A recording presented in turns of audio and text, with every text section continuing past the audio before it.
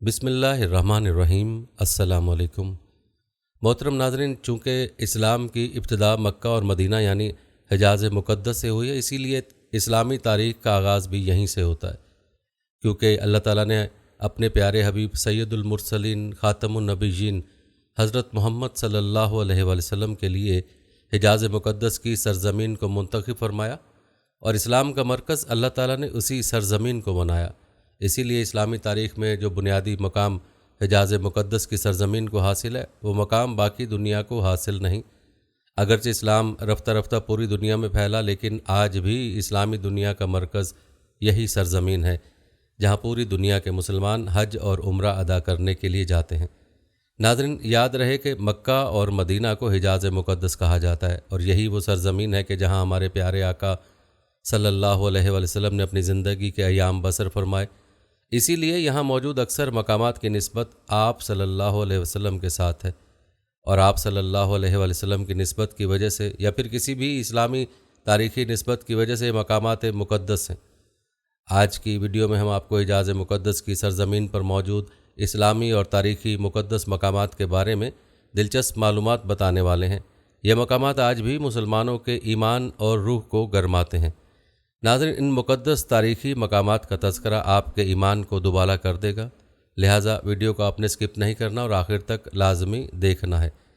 ناظرین، 1400 سال قبل جزیرہ عرب میں اللہ کے آخری رسول ہمارے پیارے آقا سیدنا محمد صلی اللہ علیہ وآلہ وسلم کے مبارک قدموں نے جن جن مقامات کو شرف بخشا، وہ مقامات اسلامی تاریخ میں ہمیشہ زندہ رہیں گے اور قیامت تک مقدس رہیں گے، اور اسی نسبت سے مقامات قابل احترام سمجھے جاتے ہیں، اور لوگ آج بھی موقع ملنے پر عقیدت و محبت کے ساتھ ان مقامات کی زیارت کرتے ہیں۔ البتہ آپ کو ہم آج کی ویڈیو میں ان مقامات کی گھر بیٹھے ہی سیر کروانے والے ہیں، تو چلیے پہلے آپ کو مدینۃ النبی کے اہم تاریخی مقامات کی تفصیل بتاتے ہیں، اس کے بعد آپ کو مکہ المکرمہ کے تاریخ اور مقدس مقامات کے بارے میں بتائیں گے۔ ناظرین، سب سے پہلے بات کرتے ہیں مسجد نبوی کی۔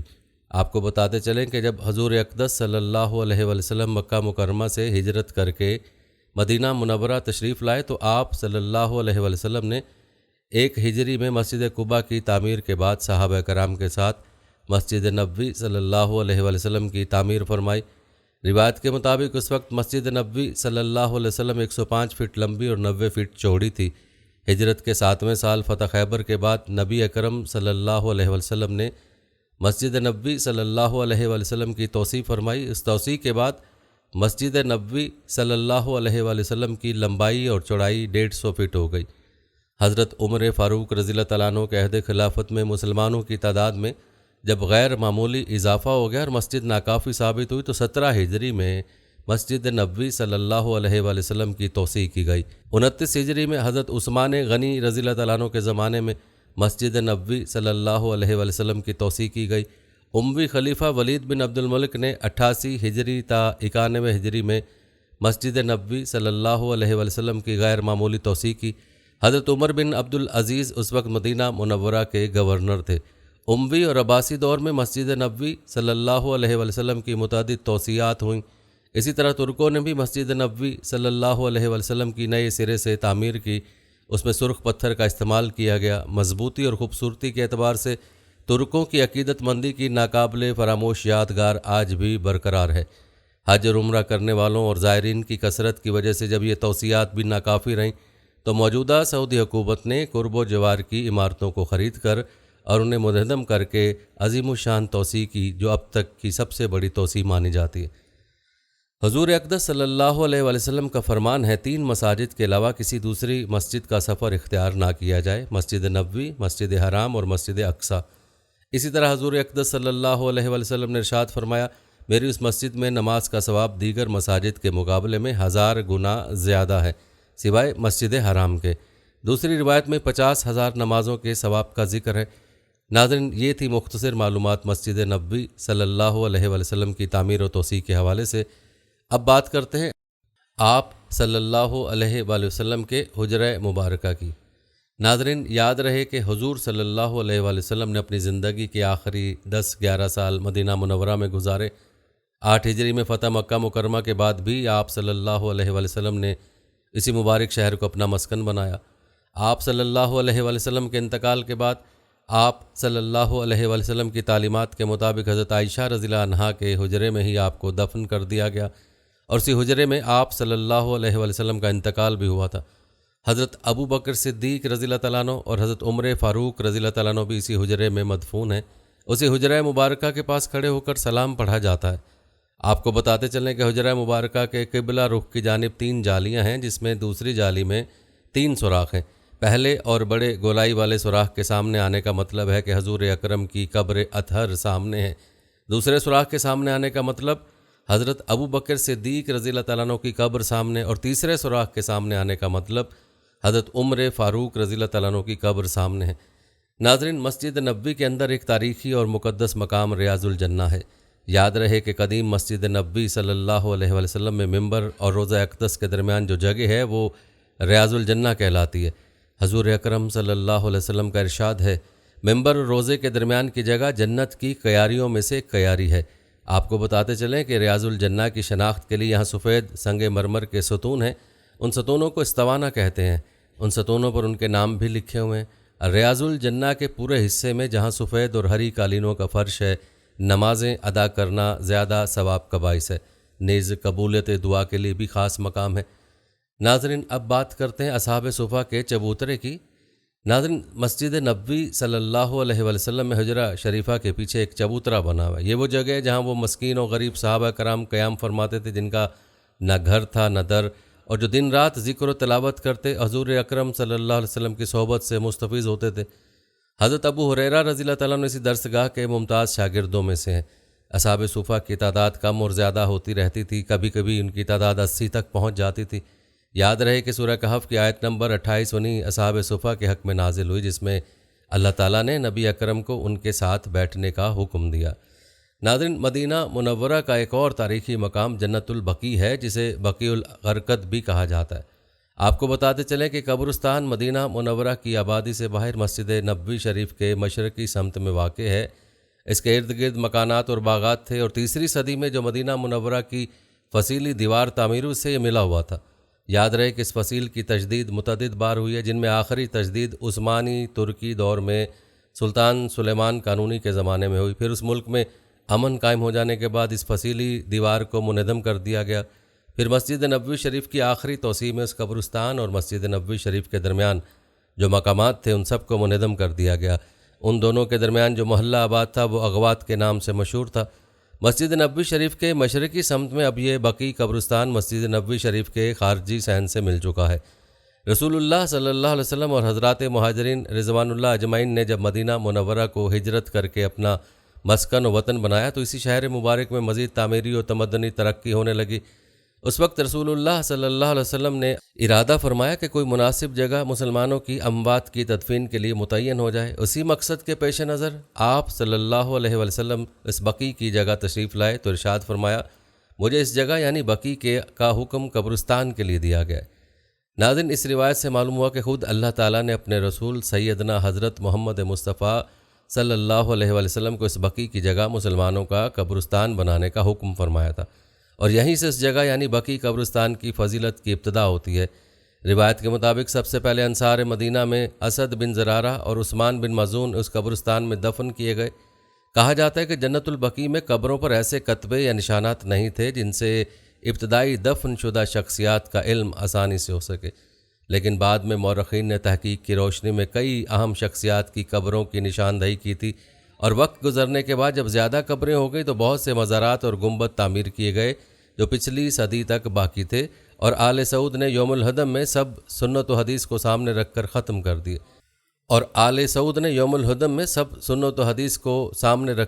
کر دیے اب اس قبرستان میں کوئی گنبد یا مزار دیکھنے کو نہیں ملتا۔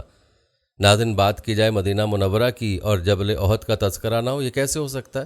کیونکہ یہ پہاڑ بڑی ہی فضیلت رکھتا ہے۔ اس پہاڑ کے ساتھ نبی کریم صلی اللہ علیہ وسلم نے محبت کا اظہار فرمایا، اور اس کے متعلق حضور اکرم صلی اللہ علیہ وسلم نے ارشاد فرمایا، احد کا پہاڑ ہم سے محبت رکھتا ہے اور ہم احد سے محبت رکھتے ہیں۔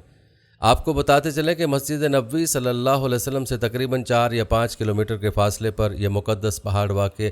اسی پہاڑ کے دامن میں 3 ہجری میں جنگ احد ہوئی، جس میں حضرت صلی اللہ علیہ وسلم سخت زخمی ہوئے، آپ کو بتاتے چلیں کہ مسجد نبوی صلی اللہ علیہ وآلہ وسلم سے تقریباً 4 یا 5 کلومیٹر کے فاصلے پر یہ مقدس پہاڑ واقع اسی پہاڑ کے دامن میں 3 ہجری میں جنگ احد ہوئی، جس میں حضرت سخت زخمی ہوئے اور تقریباً 70 صحابہ کرام شہید ہوئے تھے۔ یہ سب شہداء اسی جگہ مدفون ہے جس کا احاطہ کر دیا گیا۔ اسی احاطے کے بیچ میں حضور اکرم صلی اللہ علیہ وآلہ وسلم کے چچا حضرت حمزہ رضی اللہ تعالیٰ عنہ مدفون ہیں۔ آپ رضی اللہ تعالیٰ عنہ کی قبر کے برابر میں حضرت عبداللہ بن جہش رضی اللہ تعالیٰ عنہ اور حضرت مصعب بن عمیر رضی اللہ تعالیٰ عنہ مدفون ہیں۔ روایت بتاتے ہیں کہ حضور اکرم خاص اہتمام سے یہاں تشریف لاتے اور شہداء کو سلام و دعا سے نوازتے تھے۔ ناظرین، آپ کو بتاتے چلیں جبل احد کا شمار جزیرہ نما عرب کے نمایاں پہاڑوں میں ہوتا ہے۔ یہ محض ایک پہاڑ ہی نہیں بلکہ مدینہ منورہ میں اسلامی تاریخ کا ایک اہم تاریخی اور جغرافیائی لینڈ مارک ہے۔ اس پہاڑ کے فضائل زبان مصطفیٰ صلی اللہ علیہ وآلہ وسلم سے بیان میں صرف اہلِ مدینہ منورہ ہی نہیں بلکہ دنیا بھر سے آنے والے عاشقان رسول صلی اللہ علیہ وسلم اس پہاڑ کی زیارت کو اپنے لیے باعث شرف سمجھتے ہیں۔ نبی اکرم صلی اللہ علیہ وسلم بھی اس پہاڑ سے بہت محبت فرماتے تھے۔ حضرت انس سے مروی ہے کہ آپ علیہ السلام نے فرمایا، احد پہاڑ ہم سے اور ہم اس سے محبت کرتے ہیں۔ یاد رہے کہ جبل احد کئی قابل ذکر خصوصیات کا حامل ہے۔ ان میں سب سے اہم پہاڑ کی آتش فشاں چٹانیں ہیں۔ اس میں کئی تاریخی وادیاں، گھاٹیاں، قلعے، کھجور کے درخت اپنی خاص پہچان رکھتے ہیں۔ یہ پہاڑ صدیوں سے مقامی لوگوں کی توجہ کا مرکز رہا ہے۔ جبل احد کی اہمیت کا اندازہ اس بات سے بھی ہوتا ہے کہ کئی احادیث مبارکہ میں احد پہاڑ کا ذکر ہے۔ بخاری، ابو داؤد اور ترمذی شریف میں بیان کردہ حدیث کے الفاظ کچھ یوں ہیں: احد نے ثابت کیا کہ تجھ پر ایک نبی، ایک صدیق اور 2 شہید آئے۔ جبل احد کے نام کے حوالے سے کہا جاتا ہے کہ اس پہاڑ کا احد نام پڑنے کی وجہ اس پہاڑوں کا باہم متحد ہونا بھی ہو سکتا ہے۔ یاد رہے کہ اسی پہاڑ کے جنوبی حصے میں نبی اکرم صلی اللہ علیہ وسلم اور آپ کے صحابہ کبار نے قربانیاں دیں اور بہادری کے لیے مثال نمونے قائم کیے۔ یاد رہے کہ اگر غزوہ احد کا تذکرہ نہ کیا جائے تو غزوات رسول کا تذکرہ نامکمل رہے گا۔ بعض تجزیہ نگاروں کا کہنا ہے کہ احد پہاڑی کی چوٹی پر بعض پرانے زمانے کی عمارتیں قائم ہیں، اور اس پہاڑ کی خاص بات یہ بھی ہے کہ احد پہاڑ کی چوٹی سے مدینہ منورہ کا تمام جہتوں سے نظارہ ممکن ہے۔ پہاڑی چوٹی کے اطراف میں سرسبز درخت، بالخصوص النبی بادام کے پودے، چکوترا جیسے پودے پائے جاتے ہیں، اور کئی مقامی ناموں سے مشہور پودے الاسج، السمر، السلم، الصدر، الخنزل اور شوکت الابل بھی موجود ہیں۔ آپ کو بتاتے چلیں کہ مسجد نبوی سے 4 کلومیٹر اونچا احد پہاڑ سطح سمندر سے 10,077 میٹر اونچا ہے۔ جیولوجیکل ماہرین کا کہنا ہے کہ احد پہاڑ کی چٹانیں عہد اول کے دور کی چٹانیں قرار دی جاتی ہیں، جو 80 کروڑ سے 60 کروڑ 90 لاکھ سال پرانی بتائی جاتی ہیں۔ ناظرین، یہ تھا تذکرہ جبل احد کا۔ اب جس مقامی مقدس کا تذکرہ ہم کرنے جا رہے ہیں وہ مقدس مقام ہے مسجد قباء۔ یاد رہے کہ مسجد قباء مسلمانوں کی سب سے پہلی مسجد ہے۔ حضور اکرم مکہ مکرمہ سے ہجرت کر کے جب مدینہ منورہ تشریف لائے تو قبیلہ بنی عوف کے پاس قیام فرمایا، اور آپ نے صحابہ کرام کے ساتھ خود اپنے دست مبارک سے اس مسجد کی بنیاد رکھی۔ اس مسجد کے متعلق اللہ تعالیٰ فرماتا ہے، وہ مسجد جس کی بنیاد اخلاص و تقوی پر رکھی گئی ہے۔ آپ کو بتاتے چلیں کہ مسجد حرام، مسجد نبوی صلی اللہ علیہ وآلہ وسلم اور مسجد اقصیٰ کے بعد مسجد قباء دنیا بھر کی تمام مساجد میں سب سے افضل ہے۔ حضور اکرم صلی اللہ علیہ وسلم کبھی سوار ہو کر کبھی پیدل چل کر مسجد قباء تشریف لایا کرتے تھے۔ آپ صلی اللہ علیہ وسلم کا ارشاد ہے، جو شخص اپنے گھر سے نکلے اور اس مسجد یعنی مسجد قباء میں آ کر 2 رکعت نماز پڑھے تو اسے عمرے کے برابر ثواب ملے گا۔ ناظرین، آپ کو بتاتے چلیں کہ تاریخ اسلام کی پہلی مسجد مدینہ منورہ سے 3 کلومیٹر کے فاصلے پر واقع بستی قباء میں واقع ہے۔ یاد رہے کہ ہجرت مدینہ کے دوران پیارے آقا سیدنا محمد صلی اللہ علیہ وسلم اور سیدنا ابو بکر صدیق رضی اللہ تعالیٰ عنہ 8 ربیع الاول 1390 بروز 2 شنبہ یثرب کی اس بیرونی بستی قباء میں پہنچے تھے اور 14 روز یہاں قیام فرمایا تھا۔ اسی دوران اس مسجد کی بنیاد رکھی گئی تھی۔ یوں اس مسجد کو تاریخ اسلام کی پہلی باقاعدہ مسجد کا شرف حاصل ہوا۔ اب اس مسجد کا شمار دنیا کی خوبصورت ترین مساجد میں ہوتا ہے۔ اس کی توسیع کے حوالے سے آپ کو بتاتے چلیں کہ سب سے پہلے سیدنا حضرت عثمان غنی رضی اللہ تعالیٰ عنہ کے عہد میں مسجد قباء کی تجدید و توسیع ہوئی۔ پھر عمر بن عبدالعزیز رحمہ اللہ نے مدینہ کے گورنر کی حیثیت سے اس کی تعمیر نو کی، اور عثمانی سلطان محمود ثانی نے 1831 میں اس کی تعمیر نو اور تزئین و آرائش کا کام کروایا۔ جدید دور میں سعودی شاہ فیصل بن عبدالعزیز نے 1970 میں اسے از سر نو استوار کیا۔ اس وقت اس کا ایک سادہ مینار وسط میں گنبد اور رقبہ 40 مربع میٹر تھا، جبکہ 1988 کی شاندار توسیع کے بعد مسجد قباء کا رقبہ 15,000 مربع میٹر ہو گیا، اور اس مسجد میں اب 10,000 نمازیوں کی گنجائش ہے۔ اس کی چھت پر 58 چھوٹے اور 3 بڑے گنبد ہیں، اور 4 پرشکوہ مینار بھی اس مسجد کی عظمت میں اضافہ کرتے ہیں۔ مسجد کے اندر رسول اللہ صلی اللہ علیہ وسلم کی یہ حدیث مرقوم ہے، جو شخص گھر سے پاک صاف ہو کر نکلا اور اس مسجد میں داخل ہو کر 2 رکعت نماز پڑھی، اسے عمرے یعنی حج اصغر کا ثواب ہوگا۔ ناظرین، مسجد قباء کے ساتھ ساتھ مسجد جمعہ کو بھی تاریخی حیثیت حاصل ہے۔ یہ مسجد قباء کے قریب ہی واقع ہے، اور کہا یہ جاتا ہے کہ حضور اکرم صلی اللہ علیہ وسلم نے سب سے پہلے اسی مسجد میں جمعہ ادا فرمایا تھا، اسی لیے اس مسجد کو مسجد جمعہ کہا جاتا ہے۔ ناظرین، اگلا تاریخی اور مقدس مقام جس کا تذکرہ ہم کرنے جا رہے ہیں وہ ہے مسجد قبلتین۔ ناظرین، مدینہ طیبہ کے مغرب میں واقع جامع مسجد قبلتین تحویل قبلہ کے حوالے سے اپنا ایک منفرد تاریخی مقام رکھتی ہے۔ اس مسجد کو قبلتین کا نام بھی ہجرت مدینہ کے دوسرے سال حضور اکرم صلی اللہ علیہ وسلم نے اس وقت دیا جب آپ کو دوران نماز اللہ تعالیٰ کی جانب سے اپنا رخ انور بیت المقدس سے مکہ مکرمہ کی طرف موڑنے کا حکم دیا گیا۔ یوں یہ مسجد قبلہ اول مسجد اقصیٰ سے قبلہ دوم مسجد حرام کی جانب تبدیلی کا ٹرننگ پوائنٹ سمجھی جاتی ہے۔ تاریخی روایت کے مطابق نبی اکرم صلی اللہ علیہ وسلم کی دلی تمنا تھی کہ آپ مسجد حرام کی طرف اپنا رخ کر کے نماز ادا کریں۔ اللہ تعالیٰ نے اپنے حبیب کی خواہش پوری فرمائی۔ آپ صلی اللہ علیہ وسلم اسی مسجد میں ظہر کی نماز کی امامت فرما رہے تھے کہ اللہ جل شانہ نے جبریل امین کے ذریعے آپ کو اپنا رخ مسجد اقصیٰ سے مسجد حرام کی طرف موڑنے کا حکم دیا۔ آپ نے نماز ہی میں اپنا رخ تبدیل کیا، تب اس مسجد کا نام مسجد قبلتین یعنی 2 قبلوں والی مسجد مشہور ہوا اور آج تک اسی نام سے جانی جاتی ہے۔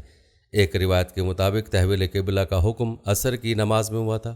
ایک صحابی نے عصر کی نماز نبی اکرم صلی اللہ علیہ وسلم کے ساتھ پڑھی، پھر انصار کی جماعت پر ان کا گزر ہوا۔ وہ انصار صحابہ مسجد قبلتین میں بیت المقدس کی جانب نماز ادا کر رہے تھے۔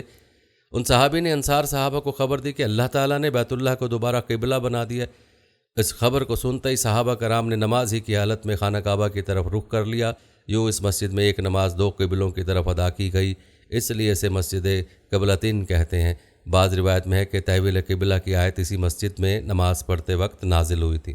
ناظرین، آپ کو بتاتے چلیں کہ مسجد بئر روما کے قریب واقع ہے۔ مسجد کا داخلی حصہ قبہ دار ہے، جبکہ خارجی حصے کے محراب شمال کی طرف ہے۔ عثمانی سلطان سلیمان اعظم نے 1543 میں اس کی تعمیر نو کرائی تھی۔ مسجد قبلتین کی موجودہ تعمیر و توسیع سعودی شاہ فہد بن عبدالعزیز کے دور میں مکمل ہوئی۔ اس نئی عمارت کی 2 منزلیں، جبکہ میناروں اور گنبدوں کی تعداد بھی 2 ہے۔ مسجد کا مجموعی رقبہ 3,920 مربع میٹر ہے۔ ناظرین، آپ کو یہ جان کر حیرانگی ہوگی کہ آج بھی اس مسجد میں 2 محرابیں ہیں، ایک بیت المقدس کی جانب، دوسری کعبہ شریف کی جانب، لیکن نماز کعبہ شریف کی جانب پڑھی جاتی ہے اور بیت المقدس والی محراب کو نشانی کے طور پر باقی رکھا گیا ہے۔ ناظرین، مدینہ منورہ کا ایک اور تاریخی مقدس مقام مسجد فتح ہے، جس کو مسجد احزاب بھی کہا جاتا ہے۔ یہ مسجد جبل صلاح کے غربی کنارے پر اونچائی پر واقع ہے۔ غزوہ خندق میں جب تمام کفار مدینہ منورہ پر مجتمع ہو کر چڑھ آئے تھے اور رسول اللہ صلی اللہ علیہ وسلم اور صحابہ کرام کی جانب سے خندقیں کھودی گئی تھیں، رسول اکرم صلی اللہ علیہ وسلم نے اس جگہ دعا فرمائی تھی، چنانچہ آپ کی دعا قبول ہوئی اور مسلمانوں کو فتح ہوئی۔ اس مسجد کے قریب کئی چھوٹی چھوٹی مسجدیں بنی ہوئی ہیں، جو مسجد سلمان فارسی، مسجد ابو بکر، مسجد عمر، مسجد علی کے نام سے مشہور ہیں۔ دراصل غزوہ خندق کے موقع پر یہ ان حضرات کے پڑاؤ تھے جن کو محفوظ اور متعین کرنے کے لیے غالباً سب سے پہلے حضرت عمر بن عبدالعزیز نے مساجد کی شکل دی۔ یہ مقام مساجد خمسہ کے نام سے بھی مشہور ہے، اور اب سعودی حکومت نے اس جگہ پر ایک بڑی عالی شان مسجد خندق کے نام سے تعمیر کی ہے، جس کو مسجد فتح بھی کہا جاتا ہے۔ ناظرین، مدینہ منورہ کی ایک اور مقدس مسجد جس کو نبی کریم صلی اللہ علیہ وسلم کے ساتھ خاص نسبت ہے، وہ مسجد ابی بن کعب کے نام سے موجود ہے۔ یہ مسجد جنت البقیع کے متصل ہے۔ کہا جاتا ہے کہ اس جگہ زمانہ نبوی کے مشہور قاری حضرت ابی بن کعب رضی اللہ تعالیٰ عنہ کا مکان تھا۔ رسول اللہ صلی اللہ علیہ وسلم یہاں اکثر تشریف لاتے اور نماز پڑھتے تھے۔ نیز حضرت ابی بن کعب رضی اللہ تعالیٰ عنہ سے قرآن سنتے اور سناتے تھے۔ اگر آپ کو کبھی مدینہ منورہ جانے کا اتفاق ہو تو اس مسجد میں بھی ضرور تشریف لے جائیں اور اس مسجد میں قرآن پاک پڑھ کر نبی کریم صلی اللہ علیہ وسلم کے ساتھ محبت و عقیدت کا اظہار فرمائیں۔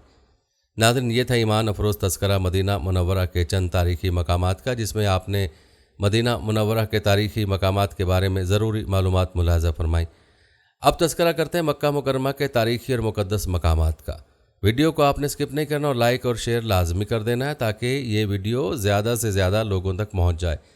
ناظرین، جس طرح اسلامی تاریخ میں مدینہ منورہ میں مسجد نبوی صلی اللہ علیہ وسلم کو بنیادی مقام حاصل ہے، اسی طرح مکہ مکرمہ میں مسجد حرام یعنی خانہ کعبہ کو بنیادی مقام حاصل ہے، جس کو اللہ کا گھر کہا جاتا ہے، اور ہر سال لاکھوں کی تعداد میں لوگ خانہ کعبہ کے طواف کرنے یعنی حج اور عمرہ کرنے کی نیت سے مکہ مکرمہ کا رخ کرتے ہیں۔ ناظرین، ہم آپ کو خانہ کعبہ کے بارے میں بھی دلچسپ معلومات بتائیں گے، لیکن یاد رہے کہ اسلامی تاریخ میں جب بھی مکہ مکرمہ کی بات آتی ہے تو ان غاروں کا تذکرہ لازمی ہوتا ہے جن میں ہمارے پیارے آقا صلی اللہ علیہ وسلم نے قیام فرمایا اور جن غاروں میں آپ صلی اللہ علیہ وسلم نے عبادت فرمائی۔ تو آئیے پہلے آپ کو ان پہاڑوں اور غاروں کے بارے میں بتاتے ہیں جن پر ہمارے پیارے آقا صلی اللہ علیہ وسلم کے قدم مبارک پڑتے رہے۔ ناظرین، سب سے پہلے تذکرہ کرتے ہیں جبل النور کا۔ اسے بعض مورخین جبل الاسلام کا نام بھی دیتے ہیں، اور یاد رہے جبل عربی میں پہاڑ کے لیے بولا جاتا ہے، اس کے معنی اسلام کے پہاڑ کے ہیں۔ ناظرین، اسی پہاڑ میں غار ہیرا موجود ہے جہاں جہاں پیغمبر اسلام پر پہلی بار وحی نازل ہوئی تھی۔ جبل النور کے حوالے سے آپ کو بتاتے چلیں کہ پہاڑ مکہ مکرمہ کے مشرق میں 4.5 کلومیٹر کے فاصلے پر واقع ہے، جس کے ایک غار ہیرا میں حضرت محمد صلی اللہ علیہ وسلم بعثت سے قبل عبادت کیا کرتے تھے، اور قرآن مجید کی پہلی وحی بھی اسی پہاڑ پر اسی غار کے اندر نازل ہوئی۔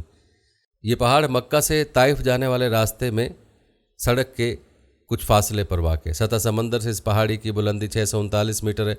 جبل النور دامن میں کچھ پھیلاؤ رکھتا ہے اور پھر اس کے بعد قریباً سیدھا اوپر کو اٹھتا چلا جاتا ہے، تاہم اس کی چوٹی نکیلی نہیں۔ پہاڑ کے دامن میں نصف کلومیٹر تک راستہ ہموار ہے اور آگے چڑھائی شروع ہو جاتی ہے، اور اوپر چڑھنے کا راستہ مشرق کی سمت سے اور چکر کھاتے ہوئے اوپر جاتا ہے۔ اس پہاڑ کے دامن میں موجود غار ہیرا کے بارے میں آپ کو بتاتے چلیں کہ یہ غار 634 میٹر کی بلندی پر واقع ہے اور جبل النور کا حصہ ہے۔ مکہ مکرمہ کے مشرق میں واقع ہے۔ مسجد الحرام سے اس کا فاصلہ 4 کلومیٹر کا ہے۔ عرفات جاتے وقت بائیں جانب ہے۔ بعض لوگ اسی پہاڑ کو ہیرا کہتے ہیں اور ان کا کہنا ہے کہ ہیرا پہاڑ کا دوسرا نام جبل النور ہے۔ ناظرین، اس پہاڑ کا نام النور کیوں نہ ہو کہ یہیں سے وہ نور چمکا جس نے اپنی روشنی سے ساری دنیا کو جگمگا دیا۔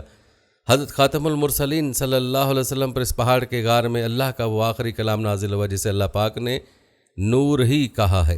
آپ کو بتاتے چلے کہ پہاڑ مکہ کے شمال جنوب میں قدیم شہر سے کوئی 3 میل کے فاصلے پر ہے۔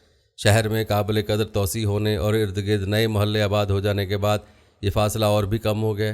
مکہ مکرمہ سے مینا اور عرفات کو جائیں تو ہیرا راستہ بائیں طرف پڑتا ہے۔ مقامات حج کو اب جانے والی وسیع اور سڑکیں اس پہاڑ کے ساتھ ساتھ گزرتی ہیں اور موٹریں پہاڑ کے دامن تک پہنچ جاتی ہیں۔ ناظرین، آپ کو بتاتے چلیں کہ جبل ہیرا بالکل ایک خشک پہاڑ ہے۔ اس پر کہیں سبزے کا نام و نشان نہیں، کہیں کہیں خشک جھاڑیاں ضرور دکھائی دیتی ہیں۔ پہاڑ کی چڑھائی تقریباً بالکل سیدھی ہے، اس لیے بہت دشوار ہے، خصوصاً اس کا آخری نصف حصہ زیادہ دشوار گزار ہے۔ اگر غار ہیرا کی بات کی جائے تو جبل ہیرا کی بلندی پر ہموار سی جگہ میں قدرتی طور پر چٹانیں اور پتھر کچھ اس طرح سے اوپر نیچے جمع ہیں کہ ان کے درمیان ایک غار بن گیا ہے۔ اس غار کے اندر پہنچنے کے لیے قدرتی سیڑھیاں سی بنی ہوئی ہیں۔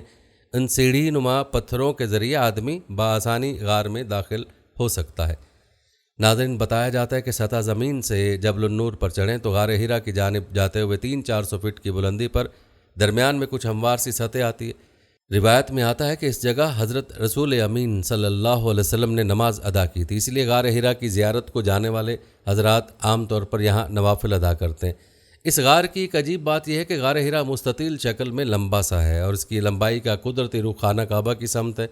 اس طرح ایک عبادت گزار کا چہرہ از خود قبلے کی جانب رہتا ہے۔ ان امور کو اتفاق کہیں یا کچھ اور، بہرحال یہ سب کچھ اللہ تعالیٰ کی حکمت اور قدرت سے باہمت لوگ آسانی سے غار ہیرا تک پہنچ جاتے ہیں۔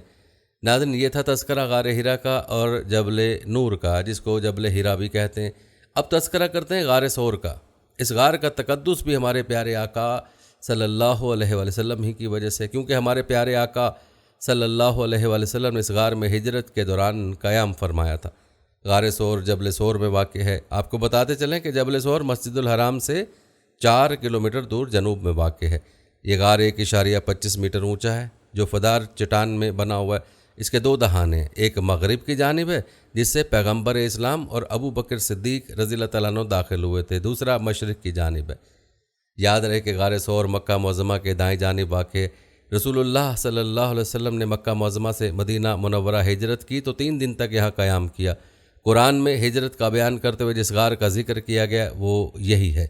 آپ صلی اللہ علیہ وسلم کے ساتھ جناب حضرت ابو بکر صدیق بھی تھے، اسی نسبت سے انہیں یار غار کہتے ہیں۔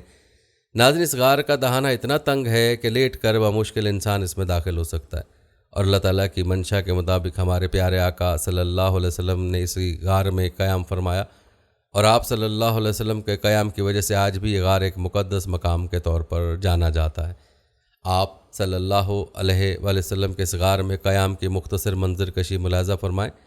روایت بتاتے ہیں کہ ابو بکر صدیق رضی اللہ تعالیٰ عنہ نے اول غار کو صاف کیا، بعد ازاں آپ صلی اللہ علیہ وآلہ وسلم غار میں تشریف لے گئے اور باذن الہی غار کے دہانے پر مکڑی نے جالا تنا۔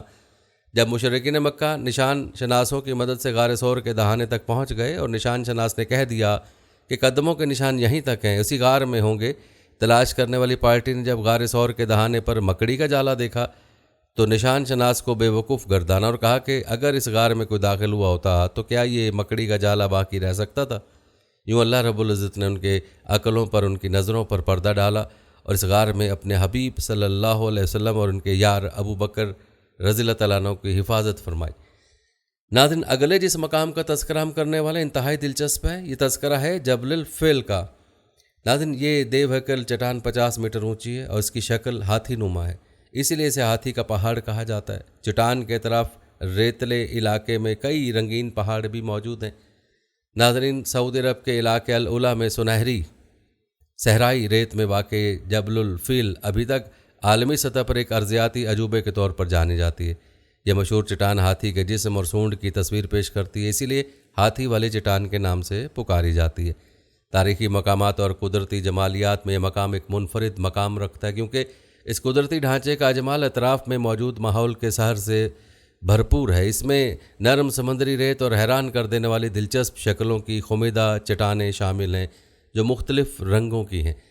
ناظرین، یہ پہاڑی نما چٹان ہاتھی سے مشابہت رکھنے کے سبب خصوصی امتیاز رکھتی ہے۔ اس چٹان کے اطراف پہاڑیوں کا ایک مجموعہ ہے۔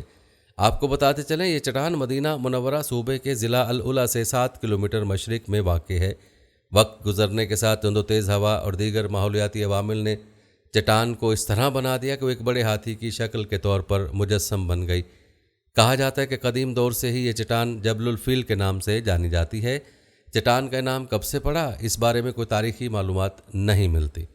ناظرین، ہم آپ کو مکہ مکرمہ میں موجود نہر زبیدہ کی تفصیل بھی بتائیں گے اور حضرت آمنہ اور حضرت حوا کے مقبروں کے بارے میں بھی تذکرہ کریں گے، لیکن پہلے آپ کو خانہ کعبہ کے بارے میں اور اس کے سامنے موجود کلاک ٹاور کے بارے میں دلچسپ معلومات بتاتے ہیں۔ ناظرین، خانہ کعبہ جسے بیت اللہ یعنی اللہ کا گھر کہا جاتا ہے، مسجد حرام کے وسط میں واقع ایک عمارت ہے، اور یہی کعبہ مسلمانوں کا قبلہ ہے جس کی طرف رخ کر کے ہم عبادت کرتے ہیں، یعنی نماز جیسے فریضے کو ادا کرتے ہیں۔ ناظرین، یاد رہے کہ خانہ کعبہ دین اسلام کا مقدس ترین مقام ہے، اور یہی وجہ ہے کہ اس کی محبت اور اس کے ادب و احترام ہر مسلمان کے دل میں کوٹ کوٹ کر بھرا ہوا ہے۔ آپ کو مختصراً خانہ کعبہ کی تاریخ بتاتے ہیں کہ ابتدا میں کیسا تھا اور اس میں کس کس دور میں تعمیر تبدیلیاں کی گئیں۔ یاد رہے کہ حضرت ابراہیم علیہ السلام کا قائم کردہ بیت اللہ بغیر چھت کے ایک مستطیل نما عمارت تھی، جس کے دونوں طرف دروازے کھلے تھے جو سطح زمین کے برابر تھے، جن سے ہر خاص و عام کو گزرنے کی اجازت تھی۔ اس کی تعمیر میں 5 پہاڑوں کے پتھر استعمال ہوئے تھے، جبکہ اس کی بنیادوں میں آج بھی وہی پتھر ہیں جو ابراہیم علیہ السلام نے رکھے تھے۔ خانہ خدا کا انداز صدیوں تک رہا، تا وقت یہ کہ قریش نے 604 میں اپنے مالی مفادات کے تحفظ کے لیے اس میں تبدیلی کر دی، کیونکہ زائرین جو نظر و نیاز اندر رکھتے تھے وہ چوری ہو جاتی تھی۔ امام مسلم رحمہ اللہ نے عائشہ رضی اللہ تعالیٰ عنہا سے حدیث بیان فرمائی کہ عائشہ رضی اللہ تعالیٰ عنہا بیان کرتی ہیں کہ میں نے رسول اکرم صلی اللہ علیہ وسلم سے حتیم کے بارے میں سوال کیا کہ کیا یہ بیت اللہ کا ہی حصہ ہے؟ تو نبی صلی اللہ علیہ وسلم نے جواب دیا، جی ہاں۔ عائشہ رضی اللہ تعالیٰ عنہا بیان کرتے ہیں، میں نے پوچھا کہ اسے پھر بیت اللہ میں داخل کیوں نہیں کیا گیا؟ تو نبی صلی اللہ علیہ وسلم کا جواب تھا کہ تیری قوم کے پاس خرچے کے لیے رقم کم پڑ گئی تھی۔ میں نے کہا کہ بیت اللہ کا دروازہ اونچا کیوں ہے؟ نبی صلی اللہ علیہ وسلم نے جواب دیا، تیری قوم نے اسے اونچا اس لیے کیا تاکہ وہ جسے چاہیں بیت اللہ میں داخل کریں اور جسے چاہیں داخل نہ ہونے دیں، اور اگر تیری قوم نئی مسلمان نہ ہوتی اور ان کے دل اس بات کو تسلیم سے انکار نہ کرتے تو میں اسے یعنی حتیم کو بیت اللہ میں شامل کر دیتا اور دروازہ زمین کے برابر کر دیتا۔ یاد رہے کہ قریش نے بیت اللہ کے شمال کی طرف 3 ہاتھ جگہ چھوڑ کر عمارت کو مکعب نما یعنی کعبہ بنا دیا تھا۔ وجہ یہ بتائی جاتی ہے کہ روپے پیسے کی کمی تھی، کیونکہ حق و حلال کی کمائی سے بیت اللہ کی تعمیر کرنی تھی اور یہ کمائی غالباً ہر دور میں کم رہی ہے، لیکن انہوں نے اس پر چھت بھی ڈال دی تاکہ اوپر سے بھی محفوظ رہے۔ مغربی دروازہ بند کر دیا گیا، جبکہ مشرقی دروازے کو زمین سے اتنا اونچا کر دیا گیا کہ صرف خواص ہی قریش کی اجازت سے اندر جا سکیں۔ اللہ کے گھر کو بڑا سا دروازہ اور تالا بھی لگا دیا گیا جو مقتدر حلقوں کے مزاج اور سوچ کے عین مطابق تھا۔ حالانکہ نبی پاک صلی اللہ علیہ وسلم جو اس تعمیر میں شامل تھے اور حجر اسود کو اس کی جگہ رکھنے کا مشہور زمانہ واقعہ بھی رونما ہوا تھا کہ خواہش تھی کہ بیت اللہ کو ابراہیمی تعمیر کے مطابق ہی بنایا جائے۔ کہتے ہیں کہ عبداللہ بن زبیر رضی اللہ تعالیٰ عنہ نے نبی پاک صلی اللہ علیہ وسلم کی خواہش کا احترام کرتے ہوئے 685 میں بیت اللہ کو دوبارہ ابراہیمی طرز پر تعمیر کروایا تھا، مگر حجاج بن یوسف نے 693 میں انہیں شکست دی تو دوبارہ قریشی طرز پر تعمیر کرا دیا، جسے بعد ازاں تمام مسلمان حکمرانوں نے برقرار رکھا۔ معلوم ہوا کہ پہلے خانہ کعبہ کے 2 دروازے تھے، لیکن اب یہ ایک ہی دروازہ ہے جو کہ زمین سے تقریباً 2.3 میٹر کی بلندی پر ہے۔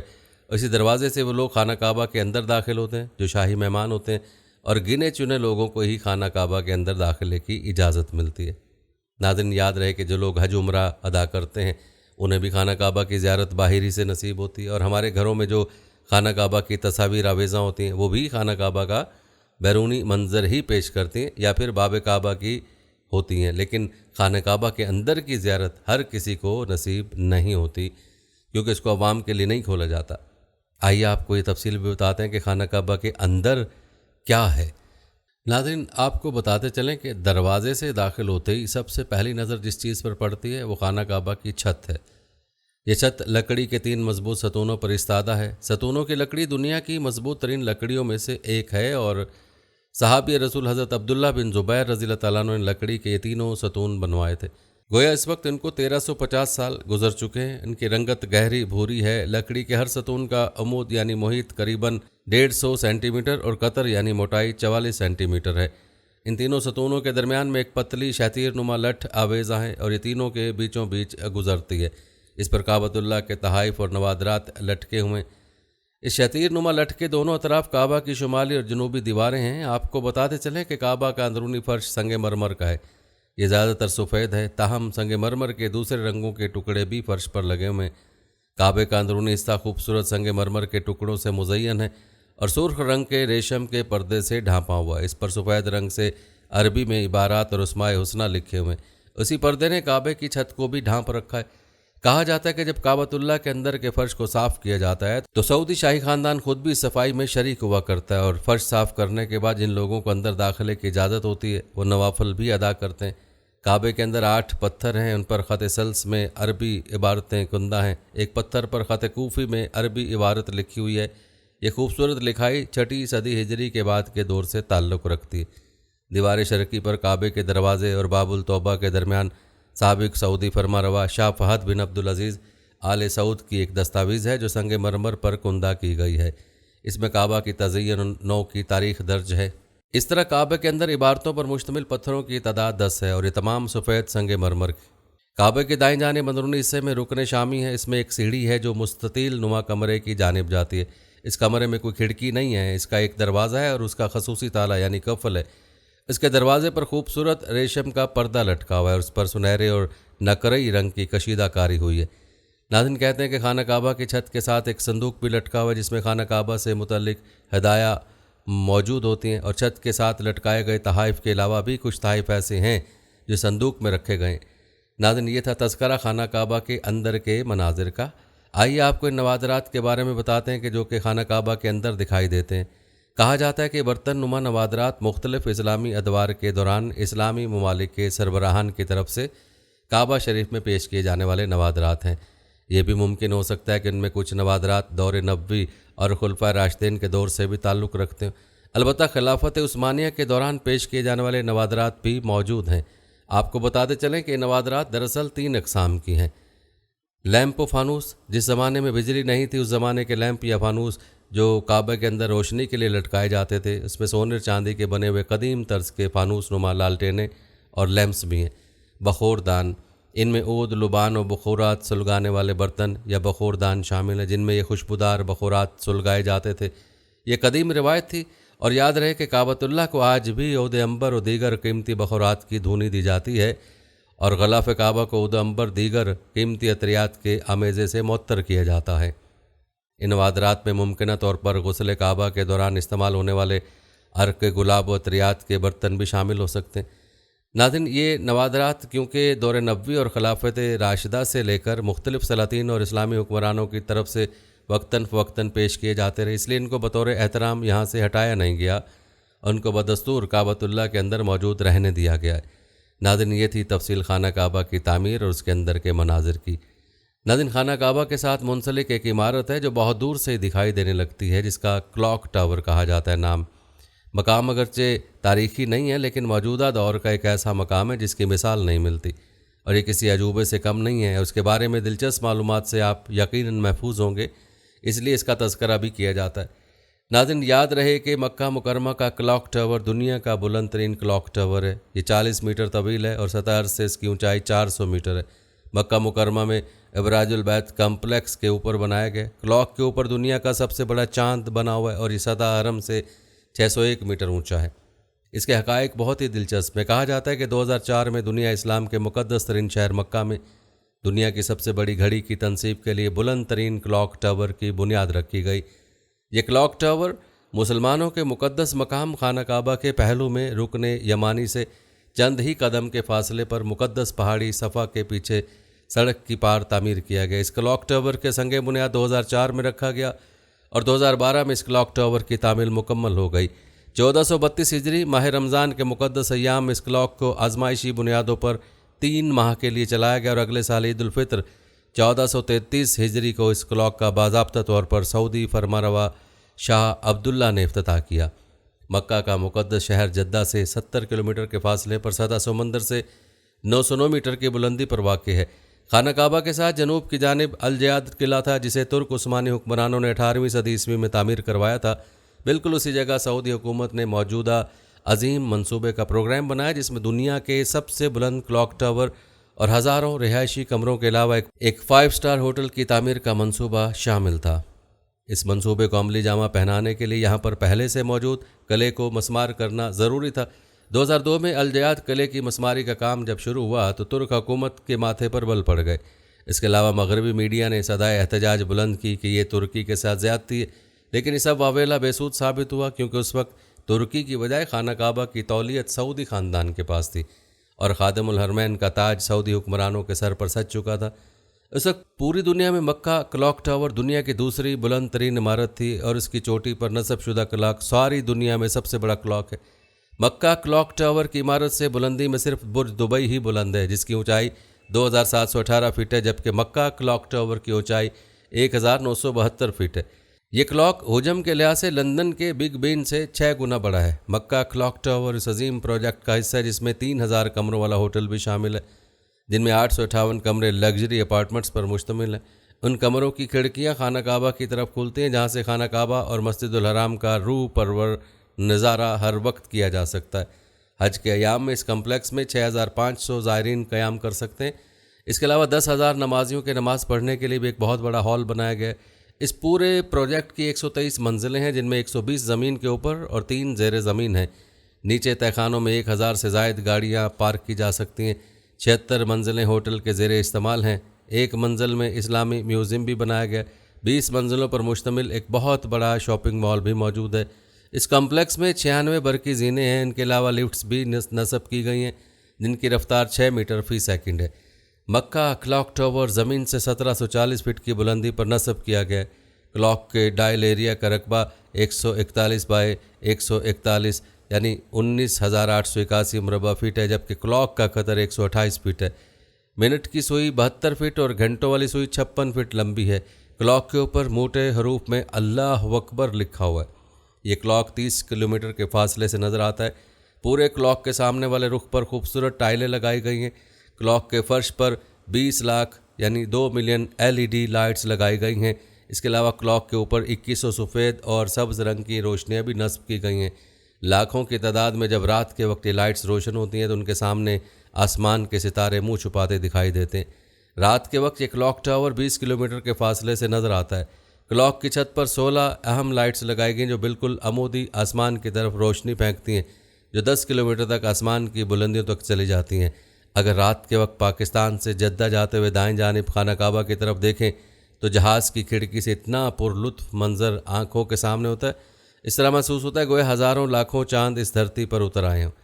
ناظرین، یہ تھی کلاک ٹاور کے حوالے سے دلچسپ اور حیران کن معلومات جو انسان کو ورتا حیرت میں ڈال دیتی ہیں۔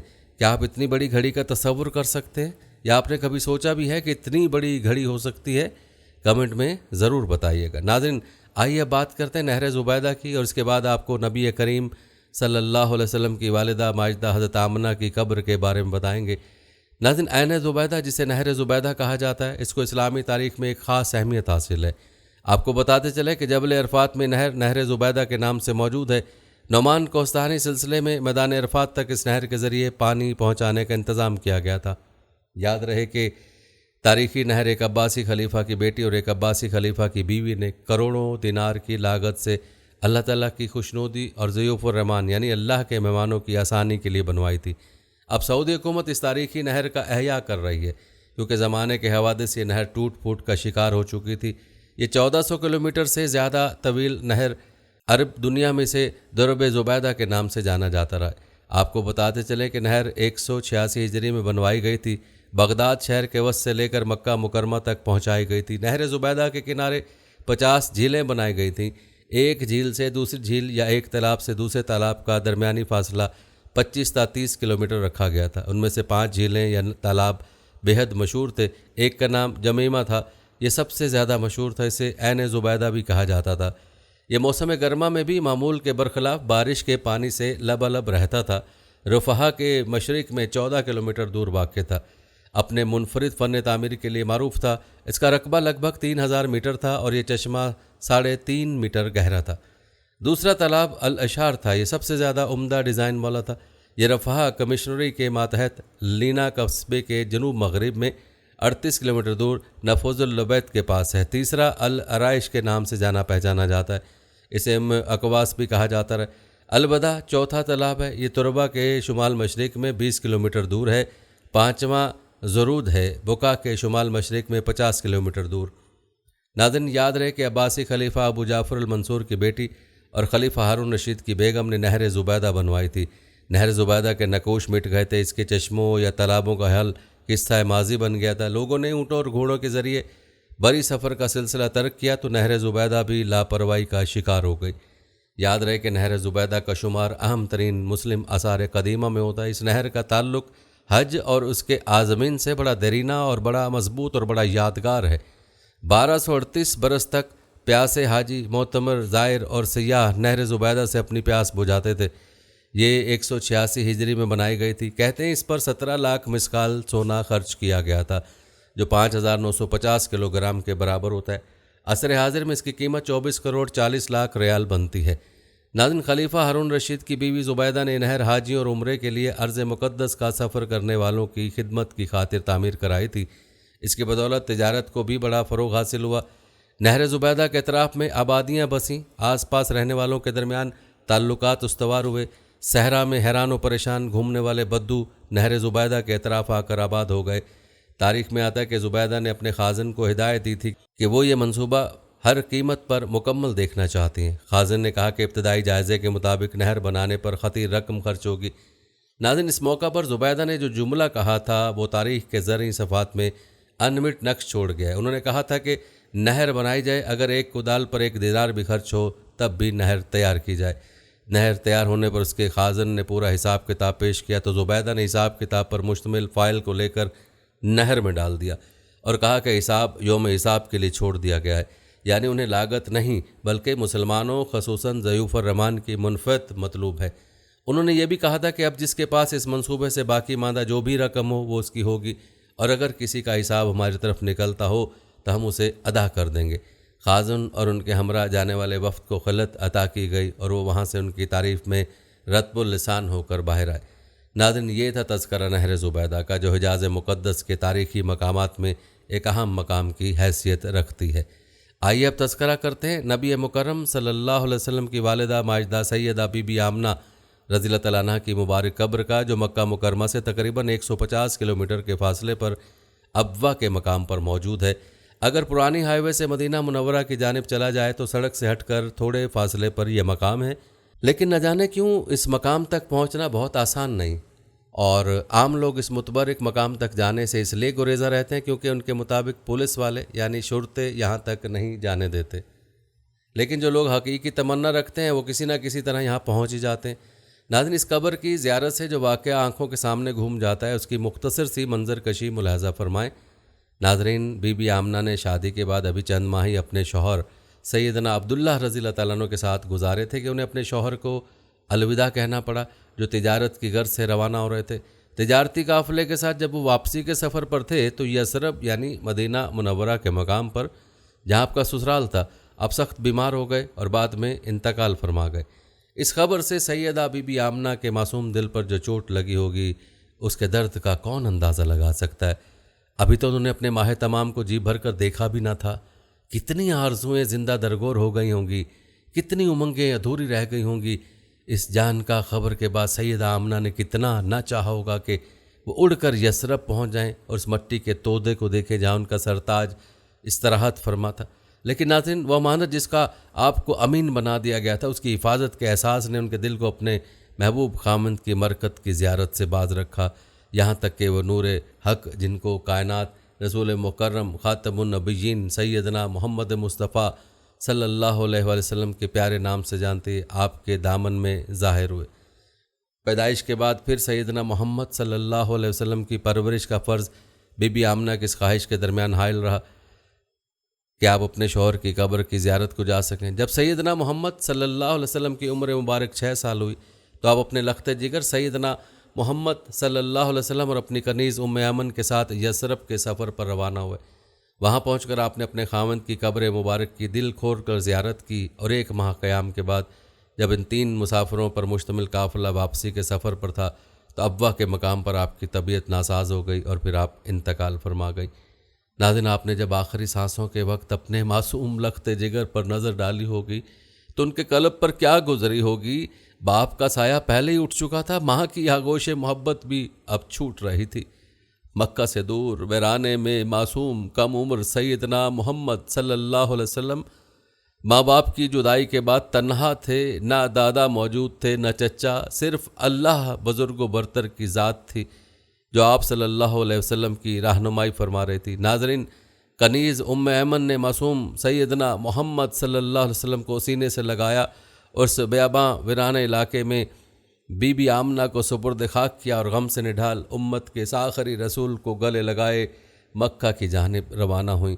ابوا کے جس مقام پر سیدہ ام ایمن نے کم سن سیدنا محمد صلی اللہ علیہ وسلم کی مدد سے بی بی آمنہ کو سپرد خاک کیا، ذرا تصور کیجئے کہ سنسان علاقہ ہے، ماں کی تدفین ہو رہی ہے اور میت کے ساتھ ایک خاتون اور ایک غمزدہ دل معصوم بچہ ہے جو اپنے ننھے ننھے ہاتھوں سے اپنی ماں کی قبر کو مٹی دے رہا ہے۔ اس کی ننھی ہتھیلیوں میں کتنی مٹی آتی ہوگی جو اس کی ماں کی قبر کو پاٹ سکتی۔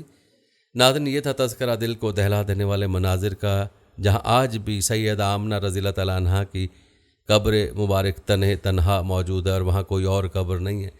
ناظرین، آخر میں ذکر کرتے ہیں جدہ میں اماں حوا کے مقبرے کے حوالے سے۔ ناظرین، آپ کو بتاتے چلے کہ بعض سیاحوں اور مورخین نے جو تفصیلات بیان کی ہیں ان سے لگتا ہے کہ اماں حوا جدہ میں دفن ہے، کیونکہ جدہ میں ایک قبرستان میں ایک مقبرہ اماں حوا کے نام سے موجود ہے۔ یہ مقبرہ جدہ کے العماریہ محلے کے آخر اور صحیفہ محلے کے شروع میں واقع ہے۔ بعض مورخین کا دعویٰ ہے کہ یہی وہ مقبرہ جہاں اماں حوا دفن ہے، اسی لیے اس کا نام مقبرہ اماں حوا پڑ گیا۔ اس حوالے سے چند مورخین اور سیاحوں کے اقوال ملاحظہ فرمائے۔ کہا جاتا ہے کہ ابن جبیر 6 صدی ہجری میں جدہ آئے تھے اور انہوں نے تحریر کیا کہ وہاں ایک گنبد دیکھا اور کہا جاتا ہے کہ وہ اماں حوا کا مسکن تھا۔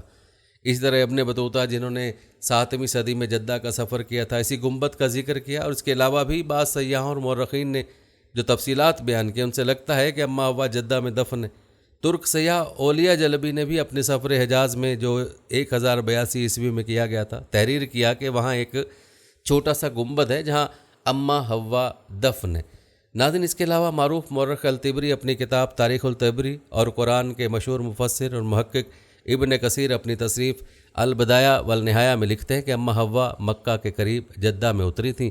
معروف مورخ ابن اسحاق نے بھی یہی بات کہی تھی، جبکہ 13ویں صدی عیسوی کے مصنف ابن نجار نے تاریخ المستنصر میں قبر کا بھی ذکر کیا۔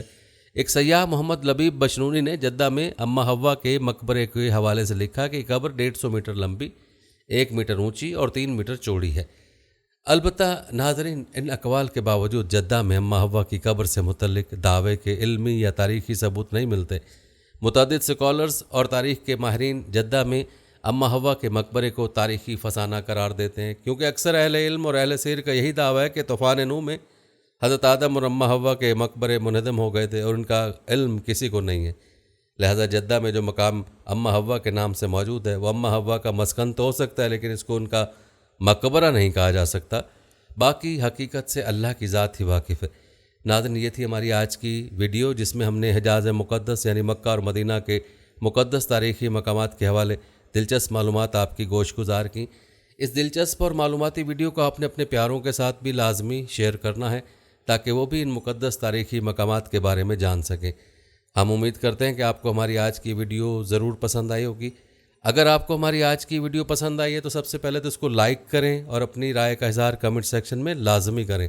آخر میں آپ سے ایک بار پھر درخواست ہے کہ آپ ہمارے چینل کو ضرور سبسکرائب کر لیں اور ساتھ ہی لگے گھنٹی کے بٹن کو بھی کلک کریں، تاکہ آپ کے پاس ہماری آنے والی مزید ویڈیوز کا نوٹیفیکیشن